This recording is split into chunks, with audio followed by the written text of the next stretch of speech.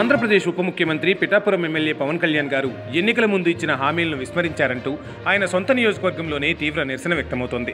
పిఠాపురంలోనే నివాసం ఉంటారని, ఇక్కడి సమస్యలను యుద్ధ ప్రాతిపదికన పరిష్కరిస్తారని చెప్పిన పవన్ కళ్యాణ్ అధికారంలోకి వచ్చిన తర్వాత నియోజకవర్గానికి అందుబాటులో ఉండడం లేదని ప్రజలు ప్రశ్నిస్తున్నారు. ముఖ్యంగా పిఠాపురం నియోజకవర్గంలో ప్రభుత్వ జూనియర్ కళాశాలకు సొంత భవనాలు లేక విద్యార్థులు ఇబ్బందులు పడుతున్న పరిస్థితి నెలకొంది. ఈ సమస్యపై స్పందించిన విద్యార్థి సంఘాల నాయకులు పిఠాపురాన్ని ఉద్ధరించలేని వాడు రాష్ట్రాన్ని ఏం ఉద్ధరిస్తాడు అంటూ ఉప ముఖ్యమంత్రిని నిలదీస్తున్న వీడియో సోషల్ మీడియాలో వైరల్ అయింది. రాష్ట్ర సమస్యల కంటే ముందు సొంత నియోజకవర్గ సమస్యలపై దృష్టి సారించాలని ప్రజలు, విద్యార్థులు డిమాండ్ చేస్తున్నారు. దీనిపై పవన్ కళ్యాణ్ కార్యాలయం నుండి ఇప్పటి వరకు ఎటువంటి అధికారిక ప్రకటన వెలువడలేదు. ఎన్నికల్లో భారీ మెజార్టీ అందించిన పిఠాపురం ప్రజలకు ఉప ముఖ్యమంత్రి అందుబాటులో లేకపోవడంపై ఇచ్చిన హామీలు ఏమయ్యాయో పవన్ కళ్యాణ్ సమాధానం చెప్పాలని స్థానికులు కోరుతున్నారు.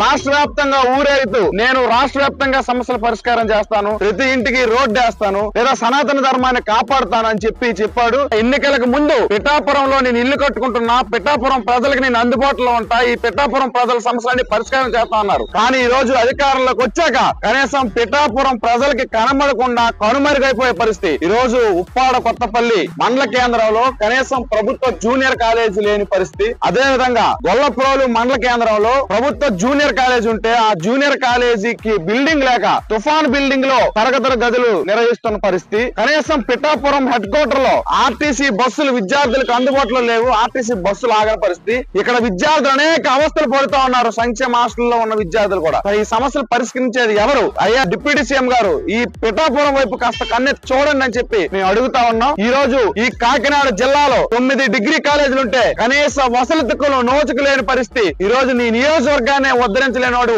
రాష్ట్ర వ్యాప్తంగా ఏం ఉద్ధరిస్తామని చెప్పి మేము ప్రశ్నిస్తా ఉన్నాం.